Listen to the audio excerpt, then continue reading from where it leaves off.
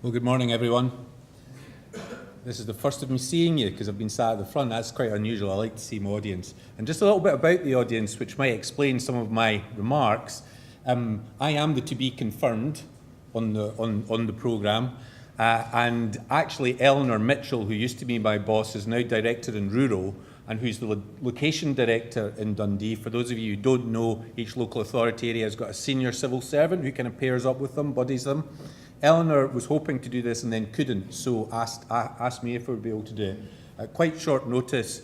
And I forgot to ask about the audience, and I assumed it was all Dundee folk. So I think I can still do my Dundee shtick with the rest of you here. I think it'll still be pertinent. But if I sound like I'm overly soaking up to Dundee, that's because I thought you were all going to be from Dundee. But also because it's worth soaking up to them and it's entirely appropriate. So I'm actually also genuinely delighted to be here, and for two main reasons. The first is I worked in regeneration policy for a long time.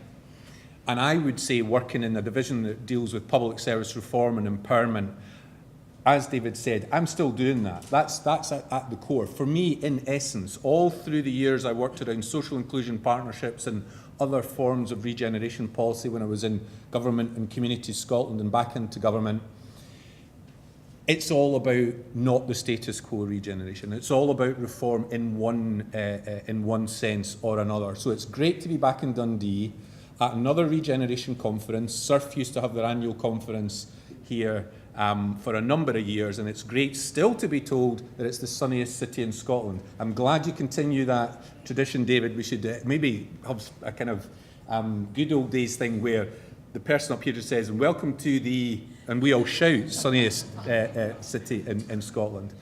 The other thing, and this is the kind of soaking up bit, is that I genuinely really like Dundee, and I've had a connection with it since the late 80s, going back to when my sister's best friend was at Duncan of Jordanston doing ceramics, and we used to come here, and then professionally working with people like Stuart Murdoch and some of the folk in his teams and communities, some of the community activists from Whitfield and Hilltown and St Mary's. A few years ago, working with Peter Allen in David's office to get the former First Minister, Alex Salmond, to St Mary's, to the community centre there to launch the programme for government. And now I'm actually seeing someone who lives on the outskirts, and so I'm here regularly, and there is a real vibe about the place. I mean, it just has that sense of energy, and I've seen the distance travelled.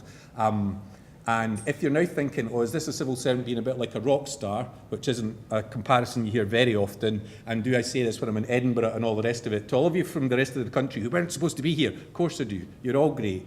But that sense I have of Dundee over 30 years, the change and the leadership that it's taken to get there, I think is absolutely admirable.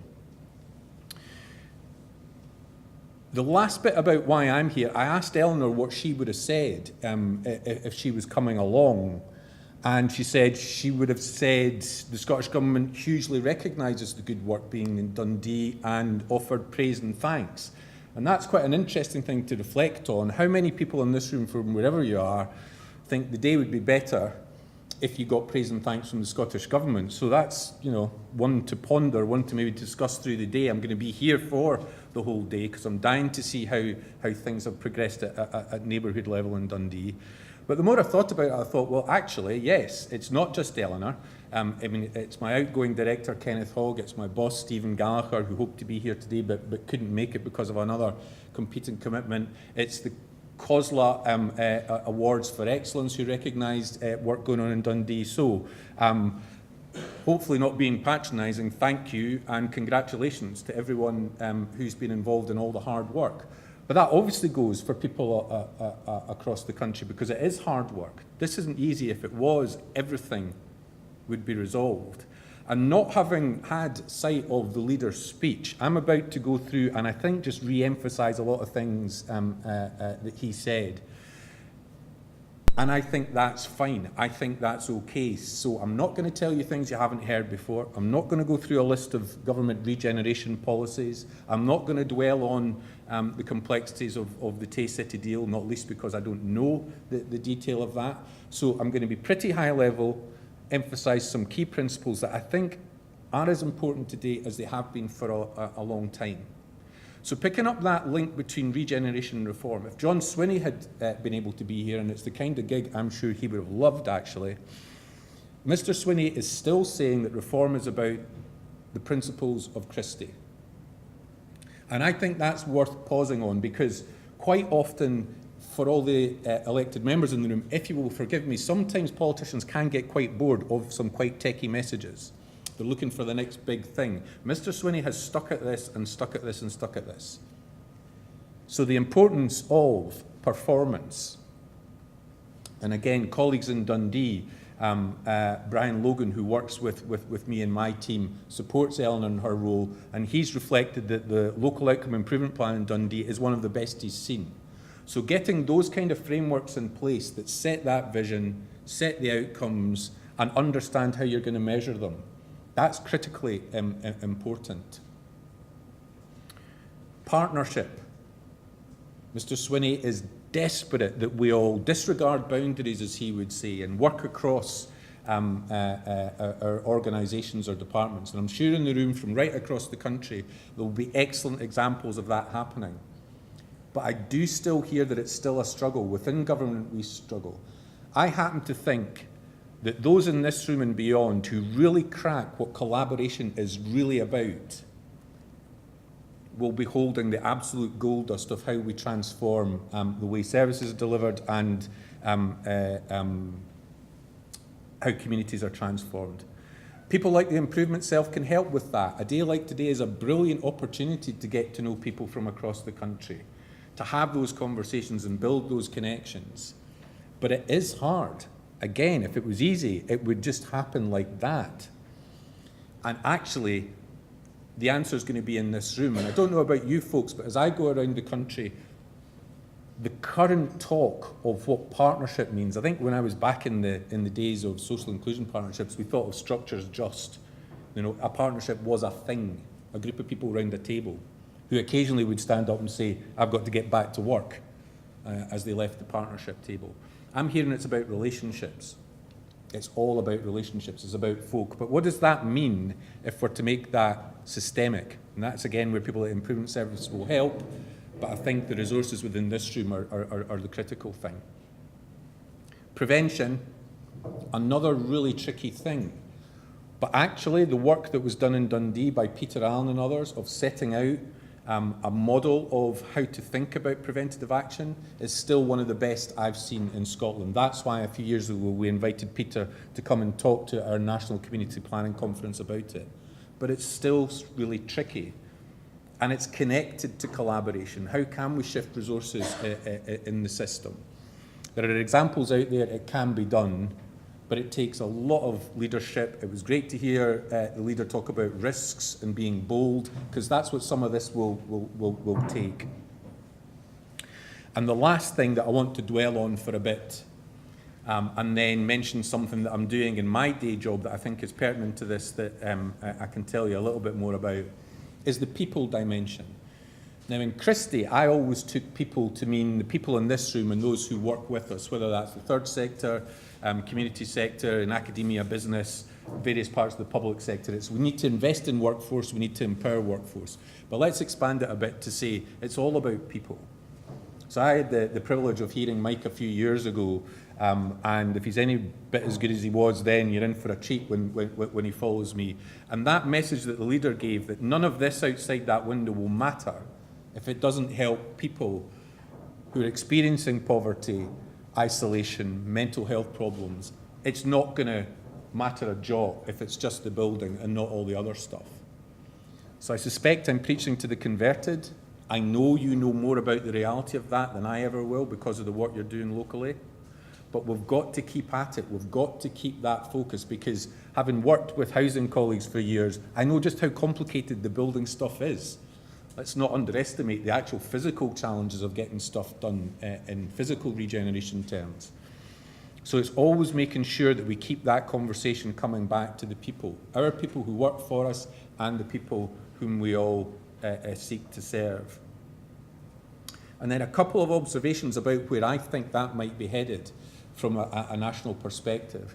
I'm delighted that folks in my team we're able to recommend to ministers that Dundee get some money to do community choices, to do participatory budgeting.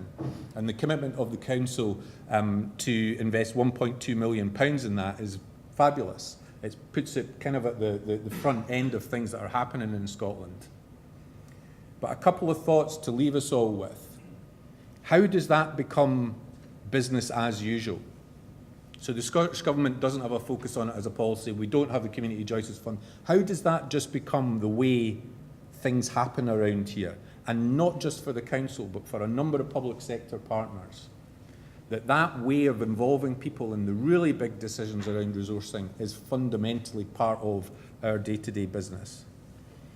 And another thing, how do we ensure, and this is happening across the country, that things like participatory budgeting aren't just seen as an alternative way to give out grants, but the understanding of what it does to build connection within communities, build strength within communities, identify the next generation of community leaders. That kind of work that understands the broad community development that people like Stuart and his colleagues are absolutely imbued in, and folks from East Ayrshire who are here with such a strong community focus, North Ayrshire, it's happening all around. But if I were being honest, I still hear people who don't quite get the importance of that. Yes, I do. And that includes within my own organisation, I should say. So that's a long road, but there are the opportunities there. There are opportunities through things like PB to really sell that broader message of the importance of connection within community and community leadership. My second point about that kind of empowerment agenda, there's been fantastic work going in Dundee and across the country for years. What I'd love to see, and this is maybe a bit subtle, and anyone wants to ask me what I mean because I've not quite got the wording right, I think, and it goes for the Scottish Government as well. It's about investing in community organisations. We give money to community organisations. We've got many grant programmes. But I think I'm wondering, what would a world be like where the resources in the public sector in its entirety, because this is not just a council gig, public sector resources, when you're looking across at things like regeneration and tackling poverty, who are the organisations out with in the community sector, social enterprise, voluntary sector, whom we know if they weren't there, things would be significantly worse for the people we serve? What's our job in helping them not just survive, but thrive? So that could mean things like asset transfer. It could mean rethinking how we give out community grants. It could mean a whole range of things. It means the attitudes of our staff. And thinking about the kind of community organisations we have. A few weeks ago, I visited Carsagowrie Men's Shed. And a few weeks before that, I attended the start of the recovery, the annual recovery walk in Dundee, where for the first time there's a growing recovery movement. I'm beginning to sense that through things like men's sheds, recovery groups and others, there are a range of community-based organisations and movements that we would do well to support, but they're not projects. They're not individual projects like we might have been used to. The regeneration forums in Dundee have got a long and proud tradition, but here are some other things that seem more self-starting perhaps, more self-organising.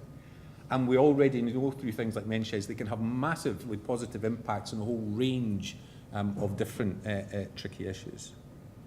So to finish, just building on all of that, just to let you know that I'll be leading part of the review of local governance that was mentioned in the programme for government in September, and we'll be saying more about in the next wee while.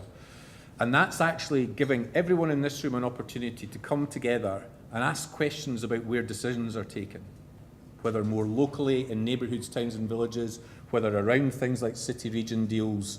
The government, alongside people like yourselves, community third sector equalities groups and local government, will be kicking off a process that says, okay, in the future, how would changes to decision-making actually make all our jobs easier, with a focus not just on processes, not just on structures, but ultimately on outcomes. So that's it. Hope I got some time back.